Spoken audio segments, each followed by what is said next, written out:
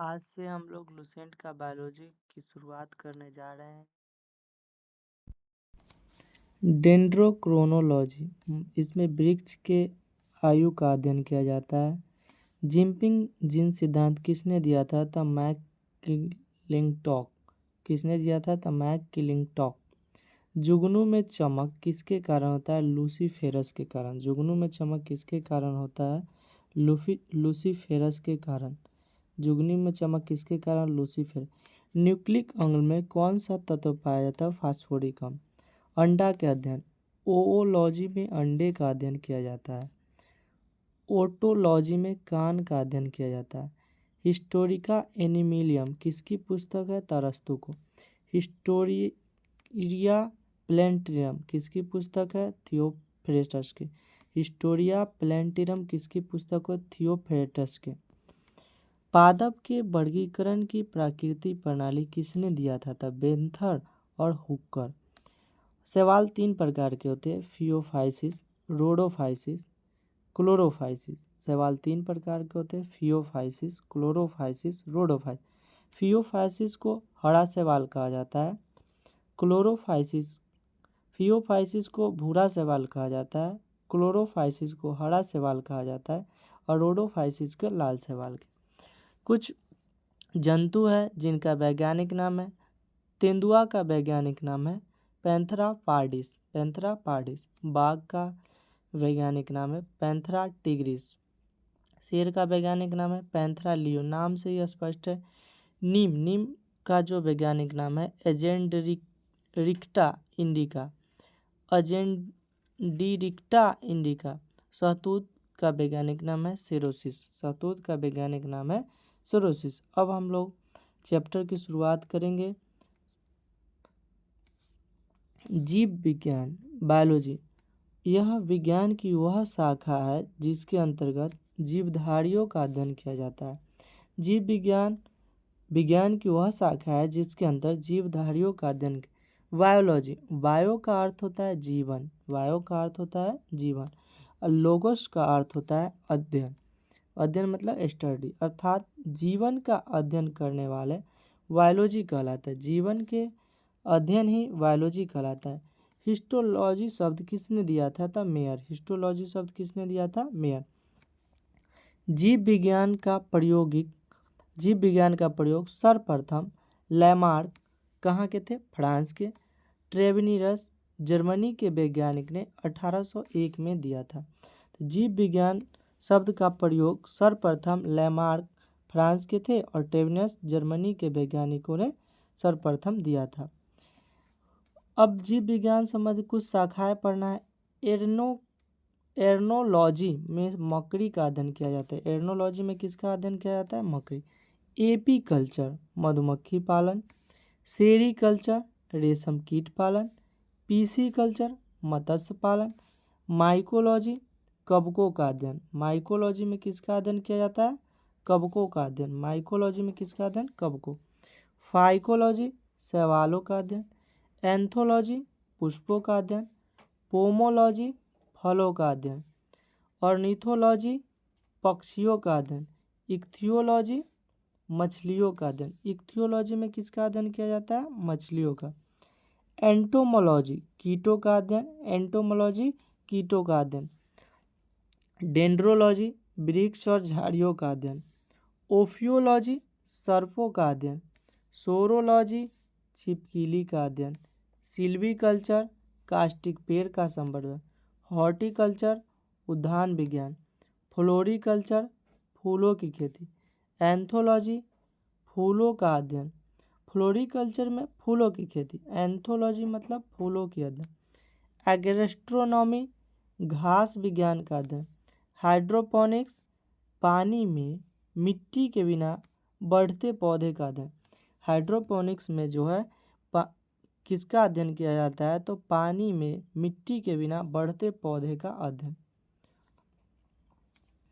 जीव विज्ञान का क्रमबद्ध ज्ञान के रूप में विकास प्रसिद्ध ग्रीक दार्शनिक अरस्तु के काल में हुआ। उन्होंने सर्वप्रथम पौधे एवं जंतुओं के जीवन के विभिन्न पक्षों के विषय में अपने विचार प्रकट किए। इसीलिए अरस्तु को जीव विज्ञान का जनक, फादर ऑफ बायोलॉजी कहते हैं। इन्हें जंतु विज्ञान के भी जनक कहते हैं। अरस्तु को जीव विज्ञान का भी जनक और जंतु विज्ञान के भी जनक कहते हैं। जीव विज्ञान के प्रमुख नियम और सिद्धांत। आनुवांशिकता का सिद्धांत किसने दिया? तो मेंडल। आनुवांशिकता का सिद्धांत किसने दिया? तो मेंडल। जीव सिद्धांत किसने दिया था? D.H. मॉर्गन। D.H. मॉर्गन। उत्परिवर्तन का सिद्धांत किसने दिया? हुगो डी ब्रिज। हुगो डी ब्रिज। कोशिका सिद्धांत किसने दिया? स्लाइडन और स्वान। स्लाइडन और स्वान। जीव द्रव सिद्धांत किसने दिया? हॉटविक। जीव द्रव सिद्धांत किसने दिया? हॉटविक। उपार्जित लक्षणों की वंशागुणित नियम किसने दिया? लेमार्क। प्राकृतिक वर्ण सिद्धांत नेचुरल सिलेक्शन किसने दिया? डार्विन। द्विनामपत्ति किसने दिया? कैरोलियस लिनियस। डीएनए की द्विकुंडली मॉडल किसने दिया? वाटसन एंड क्रिक। आनुवांशिकता सिद्धांत किसने दिया? मेंडल। जीव द्रव सिद्धांत किसने दिया? D.H. मॉर्गन। उत्परिवर्तन सिद्धांत किसने दिया? हुगो डी ब्रिज। कोशिका सिद्धांत किसने दिया? स्लाइडर एंड स्वान। जीव द्रव सिद्धांत हॉटविक। उपार्जित लक्षणों वाली वंशागुणित की नियम लेमार्क। प्राकृतिक वर्ण का सिद्धांत डार्विन। द्विनामपत्ति कैरोलियस लिनियस। डीएनए द्विकुंडली model Watson and Crick. Watson and Crick. Watson and Crick. अब है जीवधारियों का वर्गीकरण। जीवधारियों का वर्गीकरण। जीवधारियों का वर्गीकरण किसने किया? जीवधारियों का वर्गीकरण वैज्ञानिक आधार पर किसने बांटा था? जॉन रे। जीवधारियों का वर्गीकरण वैज्ञानिक आधार पर किसने? जॉन रे। केवलर स्मिथ थे, इसने 6 जगत में बांटा था। कुल कितने जगत में? 6। अरस्तु द्वारा समस्त जीव को 2 समूह में विभाजित किया। अरस्तु कितने समूह में विभाजित किया? 2 समूह में। जंतु समूह और वनस्पति समूह। अरस्तु जो है 2 भाग में बांटा। कौन कौन? जंतु समूह और वनस्पति। लिनियस अपनी पुस्तक सिस्टमा नेचर में संपूर्ण जीवधारियों को 2 जगत, पादप जगत और जंतु जगत में बांटा। किस में बांटा था? पादप जगत और जंतु जगत। लिनियस या स्वीडिश वैज्ञानिक थे, ने वर्गीकरण की जो प्रणाली शुरू की उसी से आधुनिक वर्गीकरण की नींव पड़ी। इसीलिए आधुनिक वर्गीकरण के पिता किसे कहा जाता है? तो लिनियस को। फादर ऑफ मॉडर्न टैक्सोनॉमी किसे कहा जाता है? लिनियस को। अब जीवधारियों का 5 जगत में वर्गीकरण। जीवधारियों का 5 जगत में वर्गीकरण। जीवधारियों के 5 जगत में वर्गीकरण किसने किया? द्विपरंपरागत द्विजगत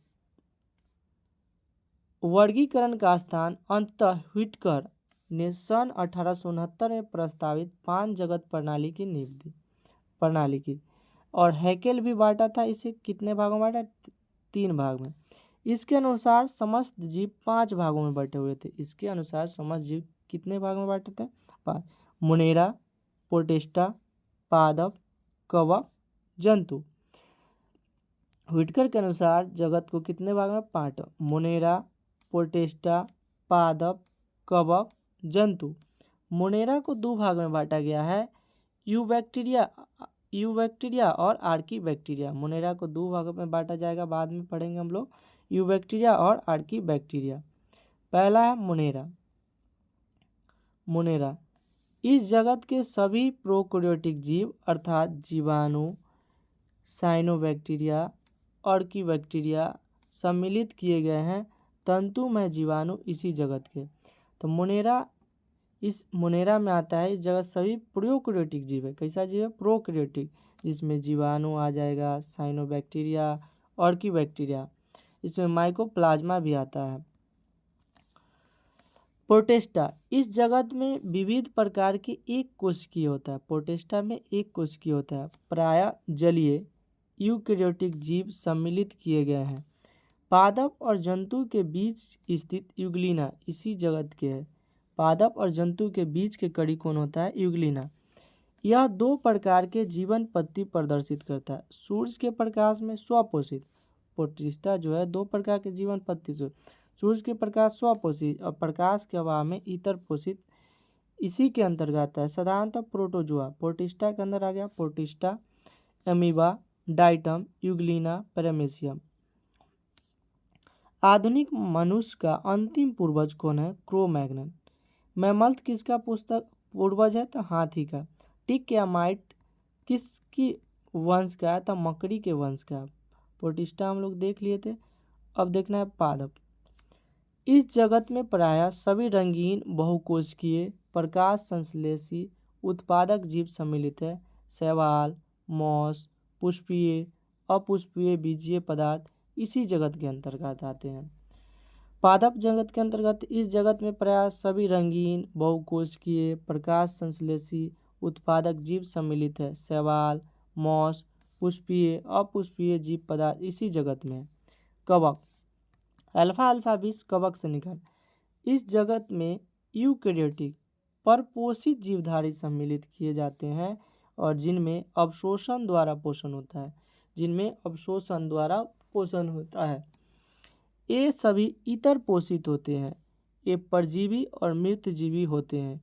इसमें इसकी कोशिका भित्ति काइटिन नामक जटिल शर्करा की बनी होती है। कवक में आ जाएगा ईस्ट, पेंसिलियम, मशरूम एक प्रकार के कवक है। जंतु, इस जगत के सभी बहुकोशिकीय जंतु संभोजी यूकैरियोटिक उपभोक्ता जीव सम्मिलित किए जाते हैं। इनको मेटाजोआ भी कहते हैं। जंतु में आ जाएगा हाइड्रा, जेलीफिश, कृमि, सितारा, मछली, सरीसृप, उभयचर, पक्षी, स्तनधारी इसी जगत में। वर्गीकरण के आधारभूत इकाई जाति है। वर्गीकरण की आधारभूत इकाई क्या है? जाति। पैरामीशियम का आकार जो होता है चप्पल के आकार का होता है। कैसा होता है? चप्पल का आकार का। अपर्णा, जीवों के नामकरण के द्विनाम पद्धति किसने दिया था? तो लिनियस। किसने दिया था? लिनियस। 1753 ईस्वी में कैरोलस लिनियस नामक वैज्ञानिक ने, जिन्हें वर्गीकरण की जन्मदाता फादर ऑफ टैक्सोनॉमी भी कहा जाता है, ये जीवों की द्विनाम पद्धति को प्रचलित किया। इस पद्धति के अनुसार प्रत्येक जीव का नाम लैटिन भाषा के दो शब्द से मिलकर बनता है। पहला वंश का नाम, पहला किसका नाम? वंश का नाम, और दूसरा शब्द जाति के नाम, दूसरा जाति के नाम कहलाता है। वंश तथा जाति के नाम के बाद उसकी वर्गीकृत मतलब वैज्ञानिक का नाम लिखा जाता है। जिसने सबसे पहले उस जाति को खोजा, जिसने इस जाति को सबसे पहले वर्तमान नाम प्रदान किया। जैसे मानव का वैज्ञानिक नाम होमो सेपियंस लिन है। मानव का वैज्ञानिक नाम होमो सेपियंस लिन है। पृथ्वी पर आने के क्रम जो है, सबसे पहले है स्लेमेंडार, उसके बाद अजगर, उसके बाद कंगारू। पृथ्वी पर सबसे पहले कौन आया? स्लेमेंडार, उसके बाद अजगर, उसके बाद कंगारू।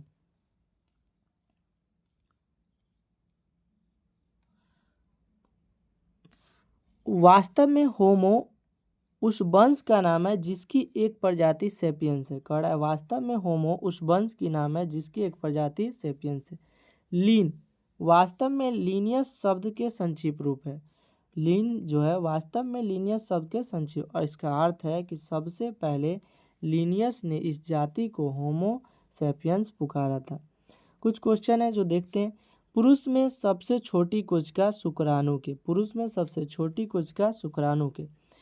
मानव शरीर में सबसे छोटी कोशिका सेरिब्रम के गेनुअल सेल में। सेरिब्रम के गेनुअल सेल।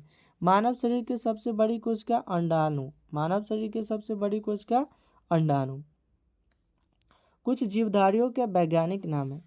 मनुष्य का वैज्ञानिक नाम हो गया होमो सेपियंस। मनुष्य का वैज्ञानिक नाम हो गया होमो सेपियंस।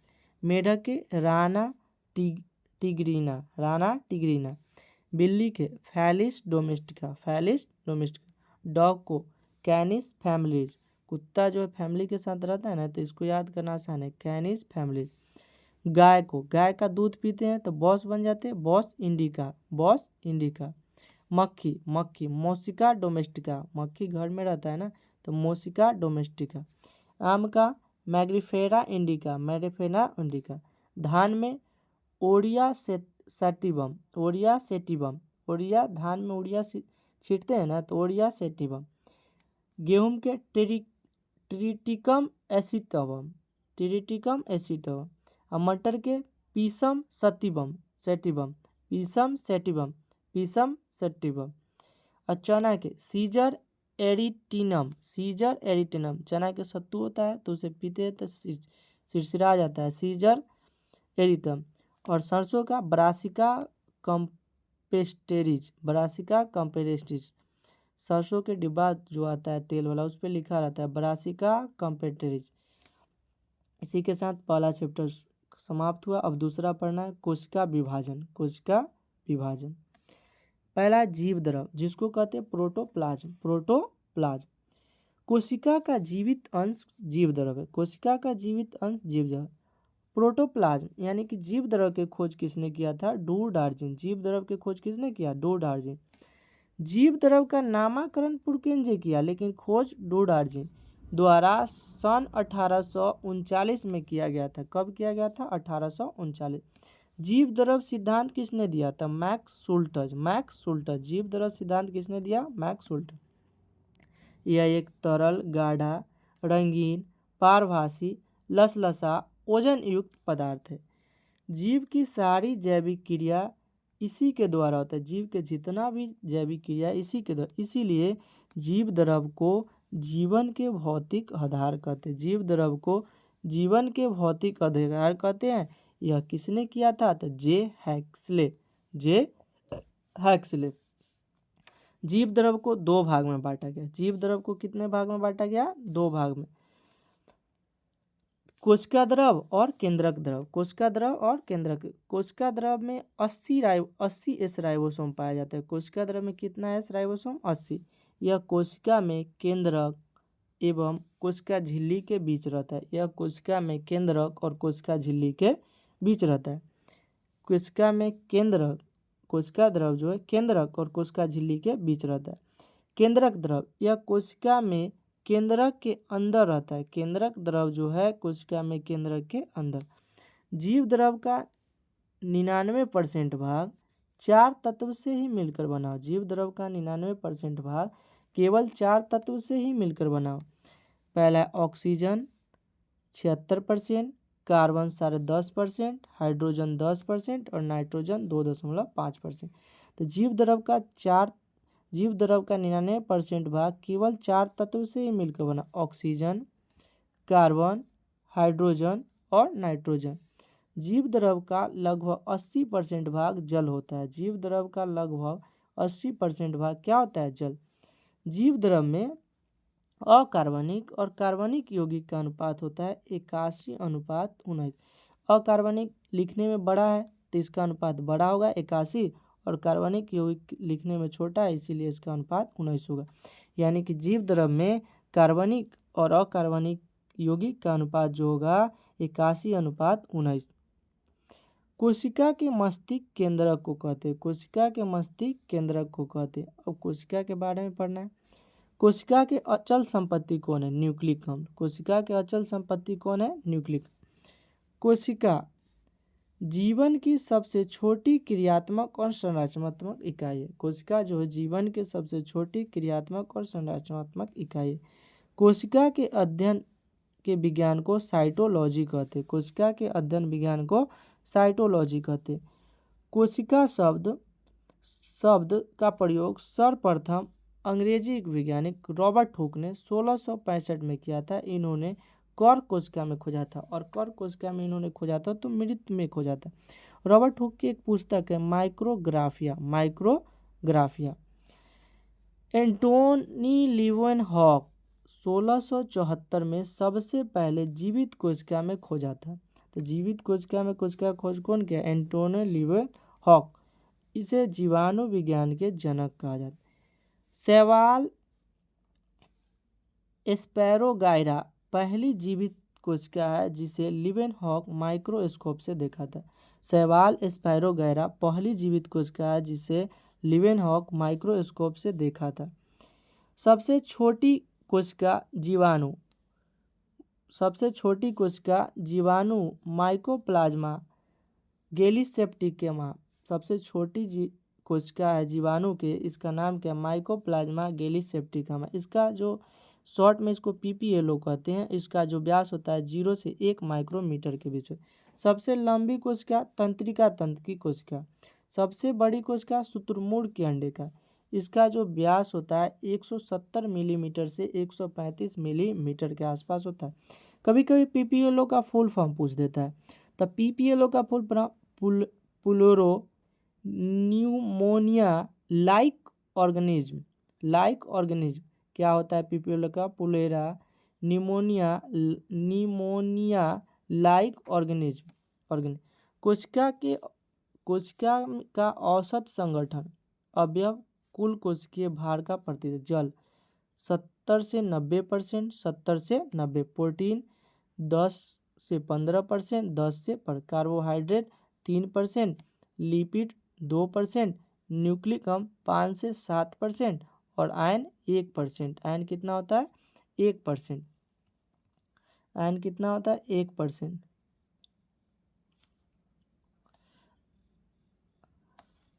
अब कोशिका सिद्धांत का प्रतिपादन 1838 से 39 में मेथोडियस स्लाइडेन पादप कोशिका में, थियोडर स्वान जंतु कोशिका में। यद्यपि इनका सिद्धांत यह बताने में असफल रही कि नई कोशिका के निर्माण कैसे होता है। ये तो सिद्धांत तो दिए थे, लेकिन यह बताने में असक्षम रहे कि नई कोशिका का निर्माण कैसे होता है। पहली बार रुडोल्फ विर्चो 1855 में स्पष्ट किया कि कोशिका विभाजित होती है। कोशिका क्या होती है? विभाजित। और नई कोशिका का निर्माण पूर्व स्थित कोशिका के विभाजन से होता है। यानी कि सबसे पहले विर्चो ने बताया, रुडोल्फ विर्चो 1855 में, कि कोशिका विभाजित होती है और नई कोशिका के निर्माण पूर्व स्थित कोशिका के विभाजन से होता है। कोशिका सिद्धांत का अपवाद है, यह पालन नहीं करता है विषाणु। कौन नहीं करता है? विषाणु। कोशिका सिद्धांत के मुख्य बात इस प्रकार है।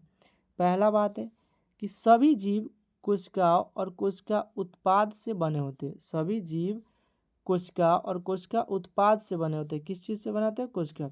सभी कोशिकाएं पूर्व स्थित कोशिका से निर्मित होते हैं।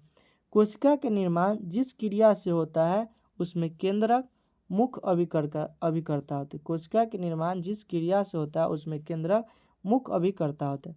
कोशिका दो प्रकार के होते हैं, प्रोकैरियोटिक और यूकैरियोटिक। प्रोकैरियोटिक और यूकैरियोटिक। प्रोकैरियोटिक और यूकैरियोटिक।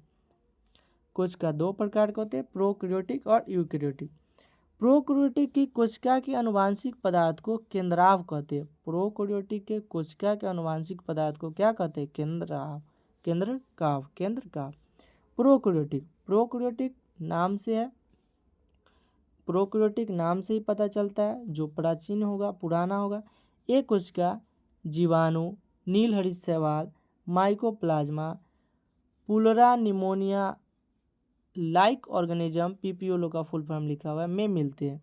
तो प्रोकैरियोटिक जीवाणु, नीलहरित शैवाल, माइकोप्लाज्मा, पुलोरा निमोनी लाइक ऑर्गेनिज्म में मिलते हैं। इसका मूलभूत संगठन, आकार और कार्य में विभिन्नता के बावजूद एक सा होता है। सभी प्रोकैरियोटिक में कोशिका भित्ति पाई जाती है। जितना भी प्रोकैरियोटिक है उसमें कोशिका भित्ति पाई, जो झिल्ली से घिरा होता है। जो किस चीज़ से घिरा? झिल्ली। कोशिका में साइटोप्लाज्म एक तरल मैट्रिक्स के रूप में उभरा रहता है। कोशिका में साइटोप्लाज्म एक तरल मैट्रिक्स के रूप में उभरा रहता है। इसमें कोई स्पष्ट विभेदित केंद्रक नहीं पाया जाता। इसमें कोई भी स्पष्ट विभेदी केंद्रक नहीं पाया जाता। आनुवंशिक पदार्थ के रूप में नग्न और केंद्रक झिल्ली द्वारा घिरे नहीं होते हैं। आनुवंशिक पदार्थ के रूप में नग्न और केंद्रक झिल्ली द्वारा नहीं घिरे होते। जीनोमिक डीएनए के अतिरिक्त एकल गुणसूत्र गोलाकार डीएनए जीवाणु में सूक्ष्म डीएनए वृत्त जीनोमिक डीएनए से बाहर पाए जाते हैं। इन डीएनए वृत्त को लिपिड कहते हैं। इन डीएनए वृत्त को क्या कहते हैं? लिपिड कहते हैं। ये प्लाज्मेटिक डीएनए जीवाणु में विशिष्ट समलक्षणों को बताता है। उनमें से एक प्रतिजीवी के प्रतिरोधी होते हैं। प्लाज्मेट डीएनए वृत्त जीवाणु के बाहरी डीएनए के साथ रूपांतरण में के प्रबंध हेतु उपयोगी होते हैं। राइबोसोम के अलावा प्रोकैरियोटिक में यूकैरियोटिक के अंगक नहीं पाए जाते। राइबोसोम के अलावा प्रोकैरियोटिक में यूकैरियोटिक के अंगक नहीं पाए जाते। अधिकांश प्रोकैरियोटिक कोशिका विशेषकर जीवाणु की कोशिका में एक जटिल रासायनिक कोशिका का आवरण मिलता है जो दृढ़तापूर्वक बंध कर त्रिस्तरीय संरचना बनाते हैं। बाह्य परत पर ग्लाइकोलिसिस, जिसके पश्चात क्रमशः कोशिका भित्ति और जीवद्रव झिल्ली होती है, जिसके पश्चात क्रमशः कोशिका भित्ति और जीवद्रव झिल्ली होती है। यद्यपि आवरण के प्रत्येक परत का कार्य भिन्न भिन्न है, पर यह तीनों मिलकर एक सुरक्षा इकाई बनाते हैं। ग्लाइकोलिसिस विभिन्न जीवाणुओं की संरचना एवं मोटाई में भिन्न होती है। कुछ में यह ढीली आच्छाद होती है जिसे अवपंक पंथ कहते हैं। वह दूसरे में यह मोटी और कठोर आवरण के रूप में होती है जिसे संपुटिका कैप्सूल कहते हैं। जिसे संपुटिका मतलब यह मोटी और कठोर आवरण के रूप में होगा, संपुटिका एक कैप्सूल। कोशिका भित्ति कोशिका के आकार को निर्धारित करता है। यह सशक्त संरचनात्मक भूमिका प्रदान करता है। वह सशक्त संरचनात्मक भूमिका जो जीवाणु को फटने तथा निपातित होने से बचाती है। जीवद्रव झिल्ली प्राकृतिक में अर्धपारगम होती है। जीवद्रव झिल्ली प्राकृतिक में जीवद्रव झिल्ली प्राकृतिक में अर्धपारगम होती है और इसके द्वारा कोशिका बाह्य वातावरण से संपर्क बनाए रखने में सक्षम होती है। विशेष रूप से झिल्ली में संरचना जो जीवद्रव झिल्ली के कोशिका में फैलाव से बनती है को मीसोजोम कहते हैं। उसे क्या कहते हैं? मीसोजोम। यह फैलाव फुटिका, नलिका, पटलिका के रूप में होती है। यह कोशिका भित्ति का निर्माण डीएनए प्राकृतिक और इसकी संतति कोशिका के वितरण में सहायता देता है। या श्वसन स्रावी प्रक्रिया जीवद्रव झिल्ली के विशिष्ट क्षेत्र एंजाइम मात्रा को बढ़ाने में भी सहायता करता है। कुछ प्रोकैरियोटिक जैसे नील हरित जीवाणु के कोशिका द्रव में झिल्लीमय विस्तार होते हैं जिसे वर्णिकी लवक कहते हैं। इसमें वर्णक भी पाए जाते हैं। इसमें क्या पाए जाते हैं? वर्णक। जीवाणु कोशिका चलमय अथवा अचलमय होती है। यद्यपि वह चलमय है तो उनमें कोशिका भित्ति जैसी पतली संरचना होती है जिसे कशाभिका कहते हैं। जीवाणु की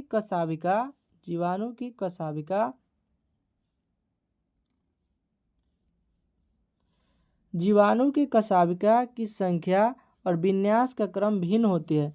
जीवाणु कशाभिका 3 भाग में बटे होते हैं: तंतु, अंकुश, अधारीय शरीर। जीवाणु की कशाभिका 3 में: तंतु, अंकुश, अधारीय शरीर। तंतु कशाभिका का सबसे बड़ा भाग होता है।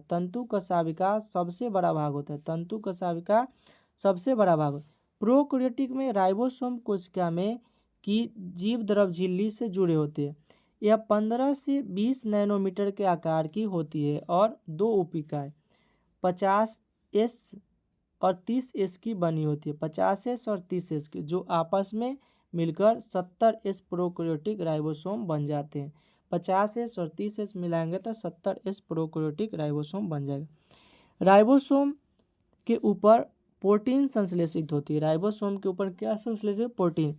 बहुत से राइबोसोम एक संदेश वाहक आरएनए से संबंध होकर एक श्रृंखला बनाते हैं जिसे बहुराइबोसोम कहते हैं। बहुराइबोसोम अथवा बहुसूत्र कहते हैं। क्या कहते हैं? बहुसूत्र का राइबोसोम संदेश वाहक आरएनए से संबंध होकर प्रोटीन के निर्माण में भाग लेते हैं।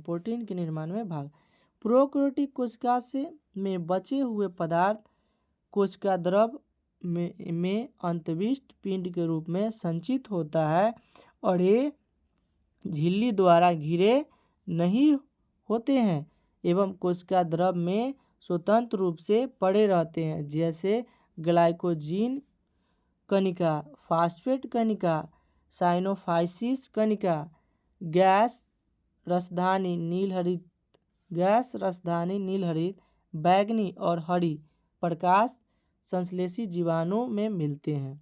गैस रसधानी नीलहरित, बैंगनी और हरी प्रकाश संश्लेषी जीव में मिलते हैं। अब हम लोग को पढ़ना है यूकेरियोटिक। क्या पढ़ना है? यूकेरियोटिक। यूकेरियोटिक इन कोशिका में दोहरी झिल्ली का आवरण होता है। दोहरी झिल्ली यूकेरियोटिक में क्या होता है? दोहरी झिल्ली। ऐसे दोहरी झिल्ली किस किस में होता है? उसका कोड है मह। माइटोकॉन्ड्रिया, हरित लवक और केंद्रक। माइटोकॉन्ड्रिया दोहरी झिल्ली से बना है। माइटोकॉन्ड्रिया, हरित लवक और केंद्रक। कौन कौन बना है? माइटोकॉन्ड्रिया, हरित लवक और केंद्रक। दोहरी झिल्ली आवरण और केंद्रक आवरण से घिरा सुस्पष्ट केंद्रक पाया जाता है और जिसमें डीएनए और हिस्टोन प्रोटीन के संयुक्त रूप से बनी क्रोमेटिन इसके अलावा केंद्रक होते हैं। इसके अलावा क्या होते हैं? केंद्रक। मतलब यूकेरियोटिक में केंद्रक पाए जाते हैं। अब प्रोकैरियोटिक और यूकेरियोटिक कोशिका में अंतर देखना है। पहला है कोशिका भित्ति। तो प्रोकैरियोटिक मतलब में कोशिका भित्ति प्रोटीन और कार्बोहाइड्रेट की बनी होती है। प्रोकैरियोटिक में प्रोटीन और कार्बोहाइड्रेट, लेकिन यूकेरियोटिक में सेलुलोज की बनी होती है। प्रोकैरियोटिक माइटोकॉन्ड्रिया, माइटोकॉन्ड्रिया के बारे में देखना है। प्रोकैरियोटिक में अनुपस्थित रहती है लेकिन यूकेरियोटिक में उपस्थित रहती है। ईआर एंडोप्लाज्मिक रेटिकुलम, इसको अंतःप्रजालिका कहते हैं, शॉर्ट में ईआर कहते हैं। तो ईआर प्रोकैरियोटिक में अनुपस्थित रहता है और यूकेरियोटिक में उपस्थित रहता है। राइबोसोम, राइबोसोम प्रोकैरियोटिक में 70S प्रकार का होता है। पढ़े थे ना? 50S एवं 30S मिला के क्या को बनेगा? 70S। और यूकेरियोटिक में 80S पाए जाते हैं। यूकेरियोटिक में 80। अब देखना है गोल्जी का। गोल्जी का अब क्या देखना है? गोल्जी का। गोल्जी का प्रोकैरियोटिक में अनुपस्थित रहते हैं लेकिन यूकेरियोटिक में उपस्थित रहता है। अब केंद्रक झिल्ली है। केंद्रक झिल्ली अनुपस्थित रहता है प्रोकैरियोटिक में और यूकेरियोटिक में उपस्थित रहता है। लाइसोसोम प्रोकैरियोटिक में अनुपस्थित रहता है और यूकेरियोटिक में उपस्थित रहता है। डीएनए एकल सूत्र के रूप में रहेगा प्रोकैरियोटिक में और यूकेरियोटिक पुनः विकसित और दोहरे सूत्र के रूप में होता है। कशाभिका प्रोकैरियोटिक में केवल तंतु में रहता है और यूकेरियोटिक में कुल 11 तंतु होते हैं। केंद्रक प्रोकैरियोटिक में अनुपस्थित रहता है और यूकेरियोटिक में उपस्थित रहता है। सेंट्रोल प्रोकैरियोटिक में अनुपस्थित होता है और यूकेरियोटिक में उपस्थित होता है। श्वसन प्लाज्मा झिल्ली द्वारा, जिसे मीसोसोम कहते हैं। प्रोकैरियोटिक में जो श्वसन होगा वो मीसोसोम से होगा, जिसे प्लाज्मा, और यूकेरियोटिक में माइटोकॉन्ड्रिया। लिंग प्रजनन प्रोकैरियोटिक में नहीं होता है और यूकेरियोटिक में पाया जाता है। प्रकाश संश्लेषण प्रोकैरियोटिक में थैलेकाइड से होता है। प्रोकैरियोटिक में किससे होता है? थैलेकाइड से। और यूकेरियोटिक में क्लोरोप्लास्ट से। कोशिका का विभाजन प्रोकैरियोटिक में अर्धसूत्री विभाजन से और अर्धसूत्री और समसूत्री विभाजन दोनों प्रकार से। कोशिका के मुख्य भाग है। कोशिका के मुख्य भाग, पहला है कोशिका भित्ति जिसको सेल वाल कहते हैं। सेल वाल यह पारगम्य होता है। कैसा होता है? यह केवल पादप कोशिका में पाया जाता है। यह सेलुलोज का बना होता है और यह कोशिका को निश्चित आकृति और आकार बनाने में सहायक होता है। जीवाणु की कोशिका भित्ति पेप्टिडेग्लोन की बनी होती है। जीवाणु की कोशिका भित्ति किस चीज़ की बनी होती है? पेप्टिडेग्लोन की। पादप की कोशिका भित्ति काइटिन की बनी होती है। पादप की कोशिका भित्ति काइटिन की बनी होती है। अब कोशिका झिल्ली, इसे प्लाज्मा झिल्ली, सेल मेम्ब्रेन या प्लाज्मा मेम्ब्रेन भी कहते हैं। कोशिका के सभी अवयव एक पतली झिल्ली के द्वारा घिरे होते। इस झिल्ली को कोशिका झिल्ली कहते हैं। यह अर्धपारगम्य होती है। कोशिका झिल्ली अर्धपारगम्य और कोशिका भित्ति पारगम्य होती है। इसका मुख्य कार्य है कोशिका के अंदर, इसका मुख्य कार्य जो है क्या है? कोशिका के अंदर आने वाले एवं अंदर से बाहर आने वाले पदार्थ का निर्धारण करना। कोशिका झिल्ली लिपिड की बनी होती है। यह लिपिड, कोशिका झिल्ली लिपिड और प्रोटीन की बनी है। लिपिड घटक फास्फोग्लिसराइड की बनी होती है। लिपिड घटक किसका? फास्फोग्लिसराइड। बाद में जैव रासायनिक अनुसंधान से स्पष्ट हो गया कि कोशिका झिल्ली प्रोटीन और कार्बोहाइड्रेट के। कोशिका झिल्ली संबंधित मेम्ब्रेन मॉडल रॉबर्टसन 1959 में दिए थे। कब दिए थे? 1959 में। कोशिका झिल्ली के उन्नत नमूना 1972 में सिंगर और निकोलसन द्वारा प्रतिपादन किया गया, जिसे तरल कीमीर नमूना के रूप में स्वीकार किया गया। इसके अनुसार लिपिड के अर्धतलीय प्रकृति के कारण द्वि सतह के भीतर प्रोटीन पार्श्विक गति करती है। प्रोटीन कैसी गति करती है? पार्श्विक गति। अब तारकाय एक सेंट्रोसोम इंग्लिश में कहते। इसकी खोज बोबड़ी की थी। कौन की थी? यह केवल जंतु कोशिका में। तारकाय के अंदर एक या दो कण जैसी रचना होती है जिन्हें सेंट्रियोल कहते हैं। सेंट्रियोल समसूत्री विभाजन में यह ध्रुव का निर्माण करती है। समसूत्री विभाजन तारकाय क्या करती है? ध्रुव। अंतःप्रव जालिका, इसका खोज पोर्टर किया है। कौन किया है? पोर्टर। यूकैरियोटिक कोशिकाओं के कोशिका द्रव में चपटे आपस में जुड़े थैली युक्त छोटी नलिकावत जालिका तंत्र बिखरा रहता है, जिसे अंतःद्रव जालिका कहते हैं। प्रायः राइबोसोम अंतःद्रव जालिका के बाहरी सतह पर चिपके रहते हैं। अंतःप्रव जालिका के सतह पर यह राइबोसोम मिलते हैं, जिसे खुदरी अंतःप्रव जालिका कहते हैं। खुदरी अंतःप्रव जालिका में क्या मिलेगा? राइबोसोम।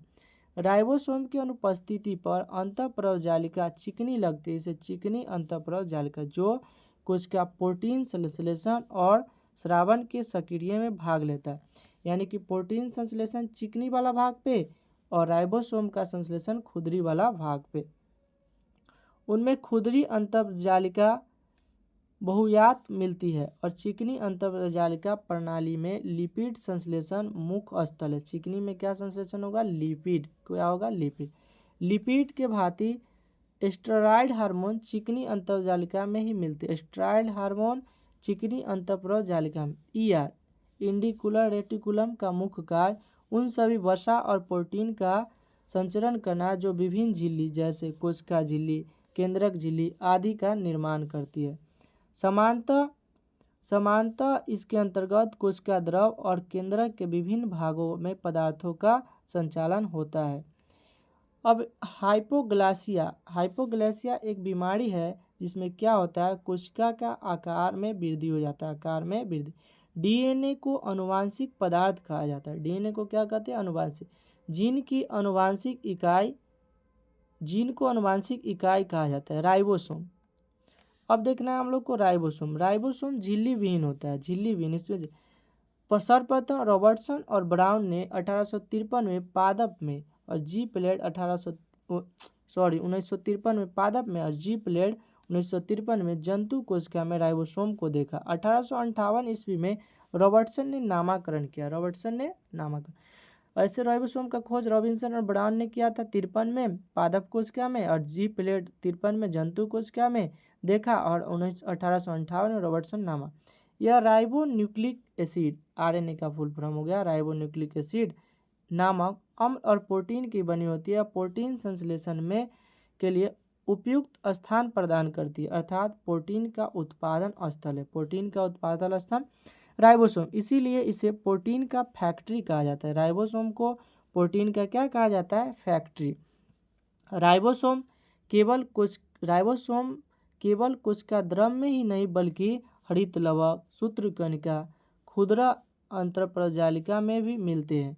यूकैरियोटिक में 80S, यूकैरियोटिक में राइबोसोम 80S और प्रोकैरियोटिक में 70S इस प्रकार के होते हैं। यहाँ S स्वीडिश वर्ग इकाई है। S जो है स्वीडिश वर्ग इकाई है जो अवसादन गुणांक को प्रदर्शित किया। अपरोक्ष के रूप में निर्माण और घनत्व को व्यक्त करते हैं। अपरोक्ष के रूप में आकार और घनत्व को व्यक्त करता है। स्तनधारी के लाल रुधिर कणिका में राइबोसोम और अंतःप्रजालिका नहीं पाए जाते हैं और लाल रुधिर कणिका का निर्माण प्रोटीन विश्लेषण में नहीं होता है। स्तनधारी के लाल रुधिर राइबोसोम, लाइसोसोम, अंतःप्रजालिका नहीं पाया जाता। लाल रुधिर कणिका द्वारा प्रोटीन विश्लेषण नहीं होता है। माइटोकॉन्ड्रिया को हिंदी में सूत्रकणिका कहते हैं। यह दोहरी झिल्ली से घिरा होता है और दोहरी झिल्ली से घिरा हुआ को याद करने का कोड है महक। से हो गया माइटोकॉन्ड्रिया, ह से हरित लवक, के से केंद्र। माइटोकॉन्ड्रिया का खोज कोकलर ने किया था। माइटोकॉन्ड्रिया का खोज किसने किया था? कोकलर। ऐसे लूसेंट में इसका खोज अल्टमैन दिया हुआ, इसका खोज 1800 अल्टमैन ने किया था, लेकिन इसका नाम बायोब्लास्ट लिखा था। क्या लिखा था? बायोब्लास्ट। बेंडा ने इसका नाम माइटोकॉन्ड्रिया दिया। यह कोशिका का श्वसन स्थल है। कोशिका का श्वसन स्थल माइटोकॉन्ड्रिया। कोशिका में इनकी संख्या निश्चित नहीं होती है। माइटोकॉन्ड्रिया की कोशिका में निश्चित संख्या नहीं। ऊर्जा युक्त कार्बनिक पदार्थ ऑक्सीकरण माइटोकॉन्ड्रिया में होता है। ऑक्सीकरण की क्रिया कहाँ होता है? माइटो, जिससे काफ़ी मात्रा में ऊर्जा प्राप्त होती है, इसीलिए माइटोकॉन्ड्रिया को कोशिका का शक्ति केंद्र कहते हैं। माइटोकॉन्ड्रिया के अतिरिक्त झिल्ली में एटीपी संश्लेषण रासायनिक अभिक्रिया होती है, इसीलिए इसे कोशिका का इंजन कहते हैं। माइटोकॉन्ड्रिया को कोशिका का इंजन कहते हैं। एटीपी का फुल फॉर्म होता है एडिनोसाइनिन ट्राइफॉस्फेट। एडिनोसाइनिन ट्राइफॉस्फेट। स्तनधारी में 55 एस राइबोसोम पाया जाता है। स्तनधारी में कितना एस राइबोसोम? 55। इसे यूकैरियोटिक कोशिका के भीतर प्रोकैरियोटिक माना जाता है। इसे यूकैरियोटिक कोशिका के भीतर क्या माना जाता है? प्रोकैरियोटिक। माइटोकॉन्ड्रिया के अघाती में एक कल वृत्ताकार डीएनए अणु और कुछ आरएनए राइबोसोम 70S प्रोटीन संश्लेषण के लिए आवश्यक घटक मिलते हैं और माइटोकॉन्ड्रिया विखंडन द्वारा विभाजित होती है। माइटोकॉन्ड्रिया किस द्वारा विभाजित होती है? विखंडन द्वारा। कुछ क्वेश्चन है जो देख रहे हैं कि लिंग निर्धारण पर्यावरण ताप द्वारा होता है। मगरमच्छ और छिपकली, इसमें गुणसूत्र नहीं होता। सौर ऊर्जा का एटीपी में रूपांतरण कहाँ होता है? क्लोरोप्लास्ट में। सौर ऊर्जा का एटीपी में रूपांतरण क्लोरोप्लास्ट में। प्रकाश संश्लेषण सबसे अधिक लाल में। प्रकाश संश्लेषण सबसे अधिक लाल में। अब हम लोग को देखना है नोट। डीएनए केंद्रक के अलावा माइटोकॉन्ड्रिया और हरित लवक में पाया जाता है। डीएनए केंद्रक के अलावा माइटोकॉन्ड्रिया, हरित लवक। अब गोल्जी का इसे ट्रैफिक पुलिस कहते हैं और इसके कार्यात्मक इकाई को सिस्टर्नी कहा जाता है। गोल्जी का के कार्यात्मक इकाई को इसकी खोज कैमियो गोल्जी इटली के वैज्ञानिक ने किया था। कैमियो गोल्जी एक ब्लैक रिएक्शन विधि का भी खोज किया था। ब्लैक रिएक्शन विधि का खोज कैमियो गोल्जी। यह सूक्ष्म नलिकाओं के समूह और थैलियों से बना होता है। गोल्जी का को और नाम है डिक्टोसोम।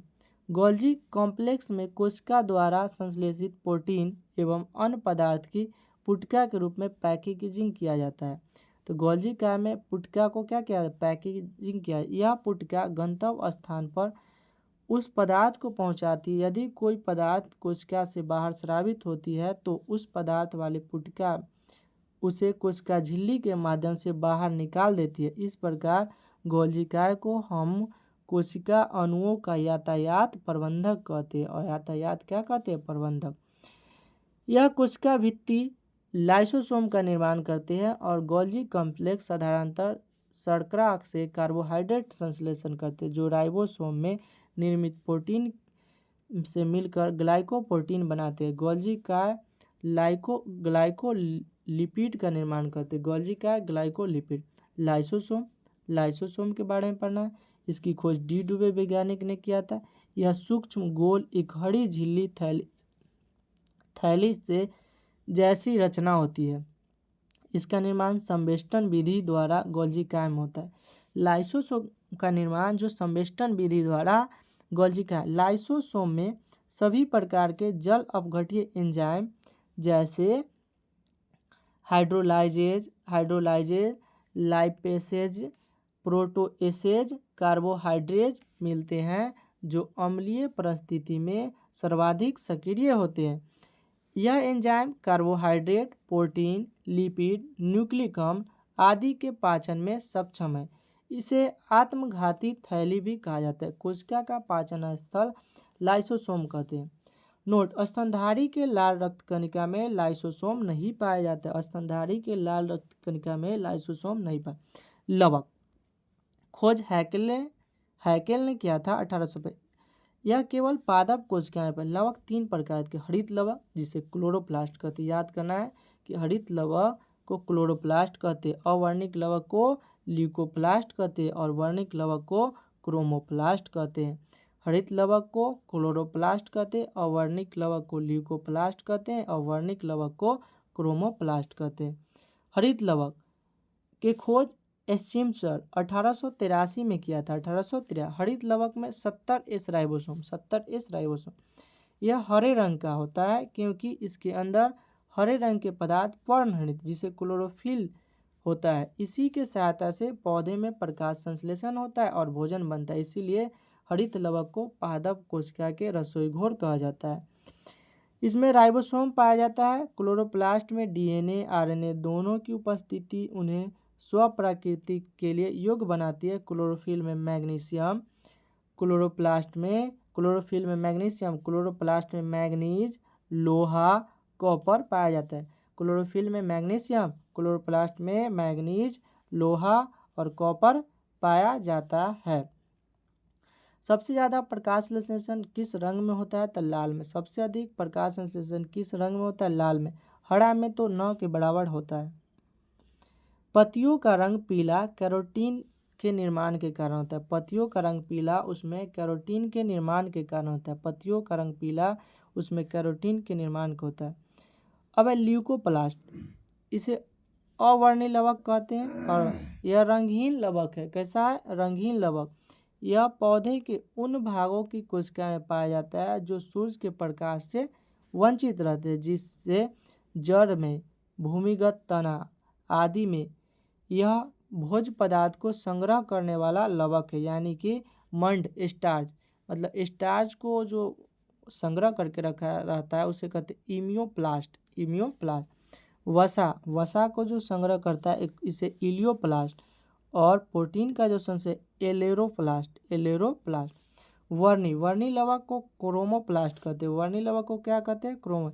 यह रंगहीन लवक है जो प्रायः लाल, पीले, नारंगी रंग के होते हैं। पौधे के रंगीन भाग में जैसे फूल, पुष्पभित्ति, फलभित्ति, बीज आदि में पाया जाता है। वर्णी लवक के कुछ उदाहरण हैं। टमाटर में लाइकोपेन के कारण टमाटर, गाजर में कैरोटीन के कारण गाजर, चुकंदर में विटामिन के कारण इसका कलर है।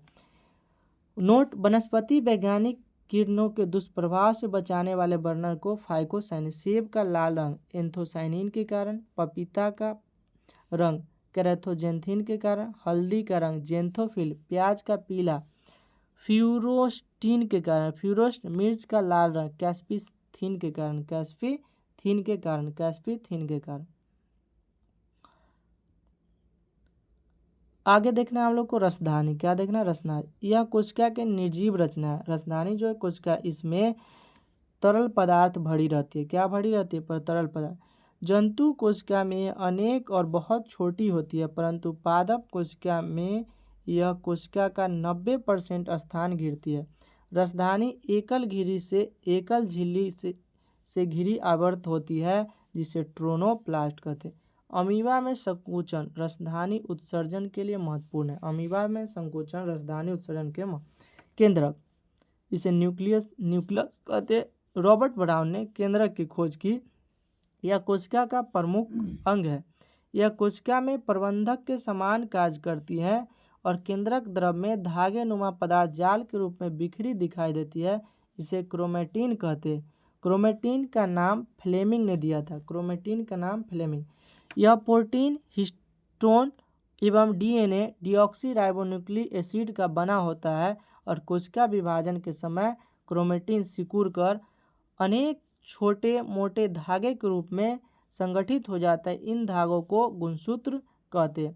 प्रत्येक जाति के जीवधारियों में सभी कोशिकाएं केंद्रक में गुणसूत्र की संख्या निश्चित होती है। जैसे मानव में 23 जोड़ा यानी कि 46 गो, चिंपांजी में 24 जोड़ा यानी कि 48 गो, बंदर में 21 जोड़ा यानी कि 42 गो। प्रत्येक गुणसूत्र में जेली के समान एक गाढ़ा भाग होता है जिन्हें मैट्रिक्स कहते हैं। मैट्रिक्स में 2 परस्पर लिपटे महीन कुंडली सूत्र दिखाई पड़ते हैं जिन्हें क्रोमिनाटा कहते हैं। प्रत्येक क्रोमिनाटा एक अर्धसूत्री कहलाती है। इस प्रकार प्रत्येक गुणसूत्र 2 क्रोमेटिड से बना होता है और दोनों क्रोमेटिड एक निश्चित स्थान पर एक स्थान से जुड़े होते हैं जिसे सेंट्रोमियर कहते हैं। जिसे क्या कहते हैं? गुणसूत्र पर ही बहुत से जीन स्थित है जो एक पीढ़ी से दूसरी पीढ़ी तक लक्षणों को हस्तांतरित करते हैं और हमारे आनुवंशिक गुणों के लिए उत्तरदायी होते हैं। गुणसूत्र पर बहुत सारे जीन होते हैं जो एक पीढ़ी से दूसरी पीढ़ी तक लक्षणों को हस्तांतरित करते हैं जो हमारे आनुवंशिक गुणों के लिए उत्तरदायी। चूँकि ये जीन गुणसूत्र पर स्थित होते हैं एवं गुणसूत्र के माध्यम से पीढ़ी दर पीढ़ी हस्तांतरित, इसीलिए गुणसूत्र को वंशागति के वाहक कहा जाता है। क्रोमेटिन के अलावा केंद्रक में एक सघन गोल संरचना दिखाई पड़ती है जिसे केंद्रिका कहते हैं। इसमें राइबोसोम के लिए आरएनए राइबो न्यूक्लिक एसिड का संश्लेषण होता है। न्यूक्लिक अम्ल का खोज किसने किया था? तब फ्रेडरिक मिशर 1868 में। कब किया था? 1868 में। डीएनए का खोज फ्रेडरिक मिशर किया था 1800। गुणसूत्र की वंशागति का सिद्धांत सुट्टन और बोबड़ी दिया था। सुट्टन और बोबड़ी। डीएनए का खोज और आरएनए की संरचना के बारे में देखना है। डीएनए का खोज फ्रेडरिक मिशर 1869 में किया था। डीएनए के अधिकांश भाग की मात्रा केंद्रक में होती है, यद्यपि कुछ मात्रा माइटोकॉन्ड्रिया हरित लवक में भी पाया जाता है।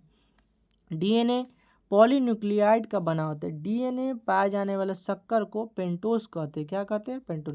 डीएनए से क्या बनेगा? आरएनए। आरएनए से अमीनो अम्ल, अमीनो अम्ल से प्रोटीन। न्यूक्लियोटाइड दो प्रकार का होगा, न्यूक्लियोसाइड और फॉस्फेट। न्यूक्लियोसाइड दो शुगर और क्षार। क्षार के अंतर्गत दो आता है, प्यूरिन और पिरिमिडीन। प्यूरिन के दो भाग है, एडेनिन और गुआनिन। प्यूरिन के साथ दो आएगा, एडेनिन और गुआनिन, ए और जी। प्यूरिन के साथ पिरिमिडीन के सी और टी। प्यूरिमिडीन के साथ साइटोसिन और थायमिन, सी और टी। ए और जी जो हो जाएगा प्यूरिन के साथ, और पिरिमिडीन के साथ सी और टी, साइटोसिन और थायमिन। क्षार बेस। डीएनए में उपस्थित क्षार 4 प्रकार का होता है। कितने प्रकार के? 4। Adenine A, guanine G, thymine T और साइटोसिन सी। डीएनए में अणुओं की संख्या के आधार पर एडेनिन सदैव थायमिन से, ए जो है हमेशा टी से जुड़ा रहता है। साइटोसिन सदैव गुआनिन से जुड़ा होता है। साइटोसिन हमेशा गुआनिन से जुड़ा। एडेनिन और थायमिन के बीच 2 हाइड्रोजन बंधन, और थायमिन और साइटोसिन और गुआनिन के बीच 3 हाइड्रोजन। याद करने का आसान तरीका है कि सी जो है 3 अक्षर का, सी मतलब ABCD अल्फ़ाबेट में 3 नंबर पे आता है, तो ए सी और जी के बीच 3 बॉन्ड, और ए और टी के बीच डबल बॉन्ड। मतलब एडेनिन और थायमिन के बीच डबल बॉन्ड और साइटोसिन और गुआनिन के बीच ट्रिपल बॉन्ड। 1953 में जेडी वाटसन क्रिक ने डीएनए के द्विकुंडली संरचना मॉडल, डबल हेक्सेन मॉडल प्रतिपादन किया। इस काम के लिए 1962 में उन्हें नोबेल पुरस्कार मिला। 1962 में नोबेल पुरस्कार मिला। डीएनए से आरएनए बनना ट्रांसक्रिप्शन, और आरएनए से डीएनए बनना रिवर्स ट्रांसक्रिप्शन, और आरएनए से प्रोटीन बनना ट्रांसलेशन कहलाता है। क्या कहलाता है? ट्रांसलेशन। अब हम लोग डीएनए के कार्य देखेंगे। डीएनए फिंगरप्रिंट भारत में हैदराबाद, चंडीगढ़, लखनऊ। इसका खोज एलेक जेफरीज ब्रिटेन के वैज्ञानिक थे, इसने किया था। और भारत में लालजी सिंह, किसने किया? लालजी। डीएनए का कार्य, यह सभी अनुवांशिक क्रिया का संचालन करता है। जीन इसकी इकाई, डीएनए की इकाई जीन। यह प्रोटीन संश्लेषण को नियंत्रण करता है। डीएनए का कार्य प्रोटीन। प्रयोगशाला में सर्वप्रथम डीएनए का संश्लेषण हरविंद खुराना ने किया था। रिवर्स ट्रांसक्रिप्शन की खोज टेमेन और बाल्टीमोर ने किया था। आरएनए का निर्माण, जिसे ट्रांसक्रिप्शन कहते हैं। डीएनए से आरएनए का संश्लेषण होता है, और अगर उलट देंगे आरएनए से डीएनए तो रिवर्स ट्रांस। यह क्रिया में डीएनए का एकल श्रृंखला पर आरएनए न्यूक्लियोटाइड का आकार जुड़े होती है। इस प्रकार एक अस्थायी डीएनए आरएनए संकर का निर्माण होता है। इसमें नाइट्रोजन बेस थायमिन के जगह यूरासिल आ जाता है। मतलब आरएनए में थायमिन के जगह, मतलब नाइट्रोजन में थायमिन, यूरासिल। कुछ समय बाद आरएनए समजात श्रृंखला हो जाती है। आरएनए 3 प्रकार के, टीआरएनए, आरआरएनए tRNA, mRNA। नाम से क्लियर है, आर राइबोसोमल RNA, यह राइबोसोम पर लगे होते हैं और प्रोटीन संश्लेषण में सहायता करता है। RNA पॉलीसोम बना होता है, मतलब पॉलीसोम राइबोसोम और mRNA का बना होता है। पॉलीसोम जो है राइबोसोम और mRNA का बना होता है। tRNA यह प्रोटीन संश्लेषण के विभिन्न प्रकार के एमिनो अम्ल को राइबोसोम में लाती है जहां प्रोटीन बनते हैं। इसमें एंटीकोडन्स पाए जाते हैं। एंटीकोडन्स प्रोटीन बनने के अंतिम क्रिया को ट्रांसलेशन कहते हैं। प्रोटीन बनने के अंतिम क्रिया को ट्रांसलेशन। mRNA यह केंद्रक के बाहर विभिन्न आदेश लेकर एमिनो अम्ल को चुनने में मदद करता है। अब DNA और RNA में अंतर देखना है। DNA और RNA में मुख्य अंतर। DNA यह इसमें डिऑक्सी राइबोज सकरा होती है और इसमें राइबोज सकरा होती है। इसमें base adenine, guanine, thymine, cytosine होते हैं। इसमें थाइमिन की जगह यूरासिल। इसमें मुख्यतः केंद्रक पाया जाता है। यह केंद्रक एवं कोशिका द्रव दोनों पाया जाता है। RNA में केंद्रक और कोशिका द्रव दोनों। पादप कोशिका और जंतु कोशिका में अंतर। पादप कोशिका में इसमें कोशिका भित्ति पाया जाता है और जंतु में कोशिका भित्ति नहीं पाया। इसमें लवक पाया जाता है और जंतु में लवक नहीं पाया जाता है। इसमें तर्काय अनुपस्थित रहता है पादप में और जंतु में तर्काय रहता है। पादप की रिक्तियाँ वेसल्स बड़ी होती है और जंतु की रिक्तियाँ छोटी। इसका आकार लगभग आयताकार होती है और जंतु का एक लगभग आकार वृत्ताकार होती है। कोशिकाएं अंगक और उसके खोजक। केंद्रक का खोज रॉबर्ट ब्राउन। केंद्रक का खोज रॉबर्ट ब्राउन। क्लोरोप्लास्ट का खोज सिमचर। तर्काय के खोज बोबड़ी। गोल्जीकाय के खोज कैमियो गैल्जी। माइटोकॉन्ड्रिया की खोज अल्टमैन।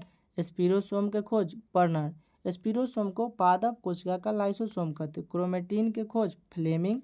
केंद्रिका के खोज फंटाना। क्रोमोसोम के खोज हॉफमिशर।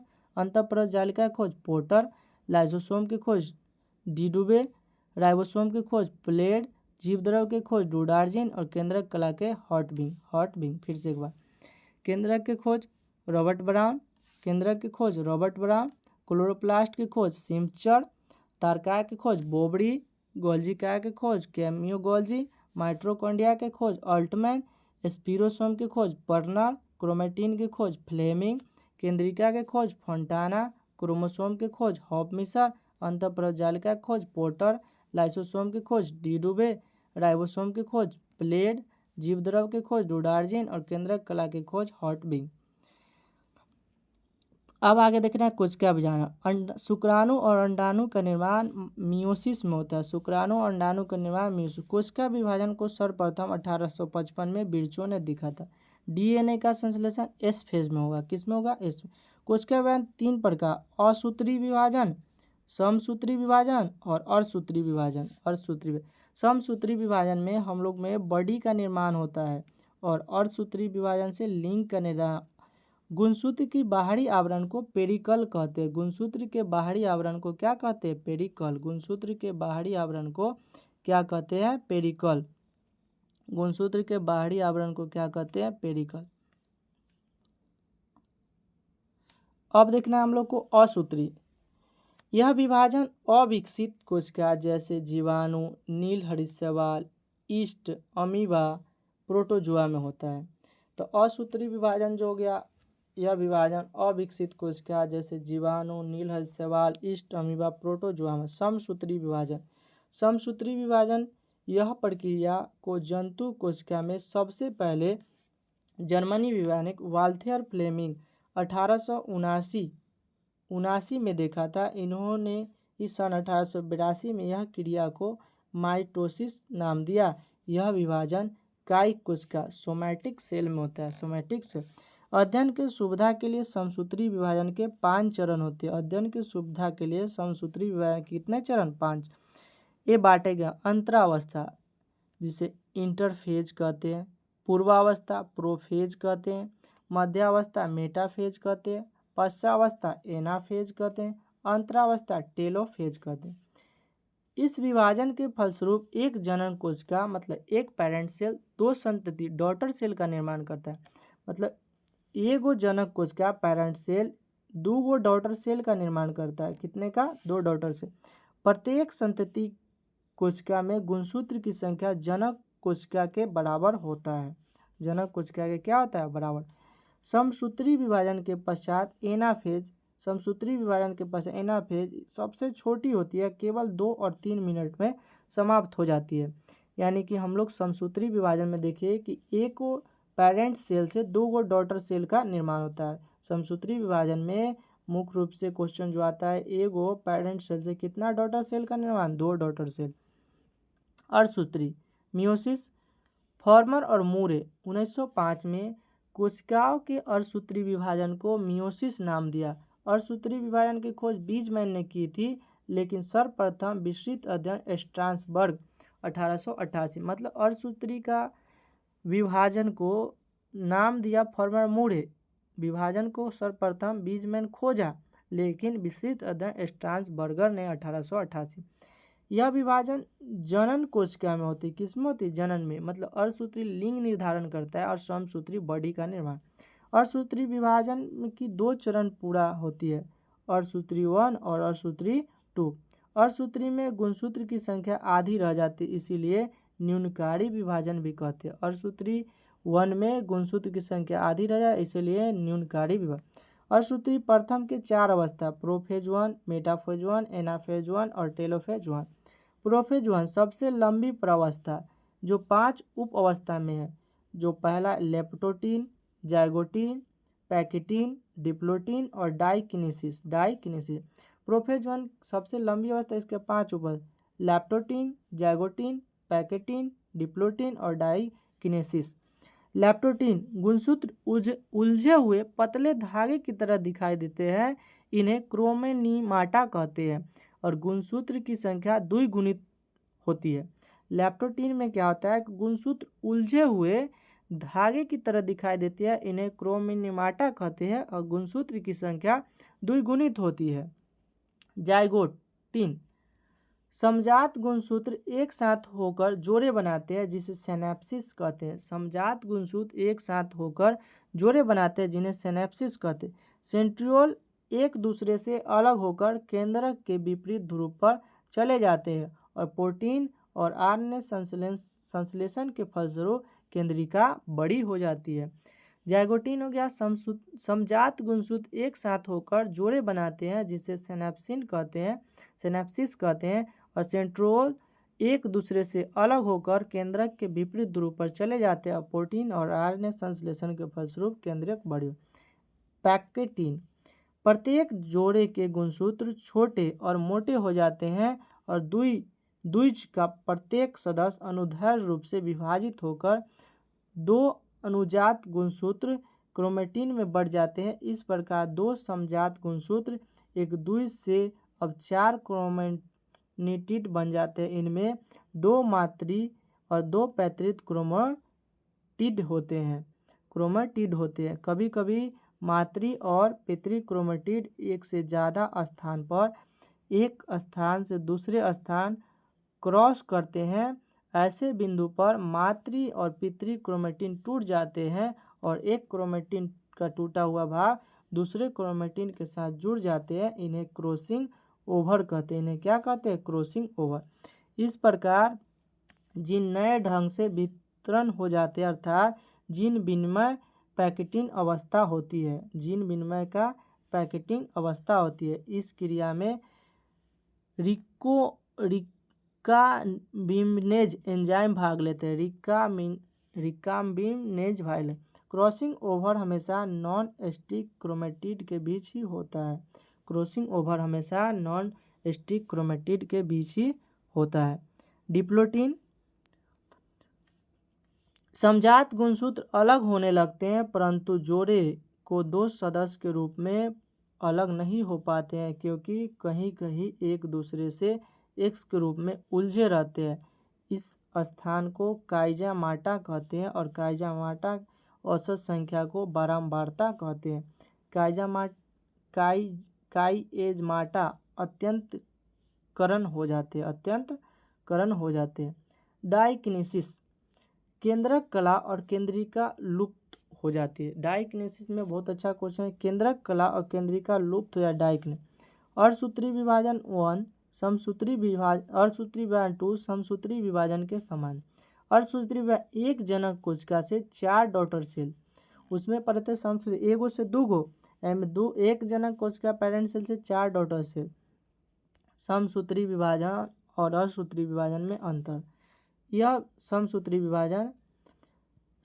विभाजन में मुकुलन केंद्रक का निर्माण होता है। समसूत्री विभाजन में मुकुलन के केंद्रक का निर्माण होता है। समसूत्री व मुकुलन के केंद्रक का निर्माण। समसूत्री विभाजन में विभाजन कायिक कोशिका में होता है और सूत्रीय विभाजन जनन कोशिका में होता है। समसूत्री विभाजन में कम समय लगता है और अर्धसूत्री में ज़्यादा समय लगता है। यह विभाजन के द्वारा एक कोशिका 2 कोशिका का निर्माण करता है। समसूत्री में इसमें एक कोशिका 4 कोशिका का निर्माण करता है। समसूत्री या सतत कोशिका के जनक जैसी गुणसूत्र होने के कारण आनुवंशिक विविधता नहीं होती है, लेकिन सतत कोशिका में जनकों के भिन्न गुणसूत्र के कारण आनुवंशिक विविधता होती है। समसूत्री विभाजन में यह गुणसूत्र के आनुवंशिक पदार्थ के आदान प्रदान क्रॉसिंग ओवर नहीं होता है, लेकिन इसमें गुणसूत्र के बीच आनुवंशिक पदार्थ के आदान प्रदान होता है। इसमें प्रोफेज अवस्था छोटी होती है, इसमें प्रोफेज अवस्था बड़ी होती है। एक क्वेश्चन है कि समसूत्री विभाजन किस प्रावस्था के दौरान गुणसूत्र से जुड़ते हैं? तब मध्यावस्था। क्वेश्चन है कि समसूत्री विभाजन किस प्रावस्था के दौरान गुणसूत्र से जुड़े होते हैं? तो मध्यावस्था। कोशिका विभाजन का किस चरण में G1, S और G2 प्रावस्था होती है? तो अंतरावस्था।